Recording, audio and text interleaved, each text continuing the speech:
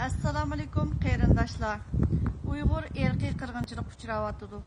Erkiy qirg'inchilik uchirgan millat zamin da'vosi qiladi.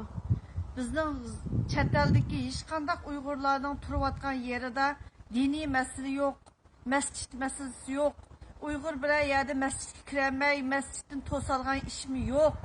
Lekin sizlar masjidning dardida, vatanning ichidagi masjidlar nim bo'layotdi, e'tiqodimiz nim bo'layotdi, millatimiz kofir bo'lib ketibdi deb turib g'ingshiydiganlar bordi. Hozir unimi g'ingshimay masjidni ko'paytirish, xotinni jiqaytirish, bolni ko'paytirish deb vatanni olsanglar dindan kechib ketamsizlar. Vatanni olsanglar bolalik bo'lishdan iqtidoringlardan ayrilib qolamsizlar. Top-toplarda xonim qizlar yig'lab o'tibdi. Shunda ko'nglim yerim bo'ldi. Siz qanday o'ylaysiz dedi. Men javobimni berdim. Uyg'ur erkiy qirg'inchilik uchrayotsa, vatanimizda nima ishlar bo'layotdi? Xonim qizlarimiz xo'rlanyapti, Xitoy olib ketibdi deganlar bordi. Hozir umi yo'q bo'ldi.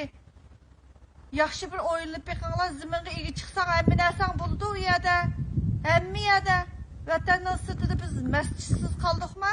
Qayerda masjidda namozga kirgizmayotdi Uyg'urni? Yaxshi o'ylab beqinglar.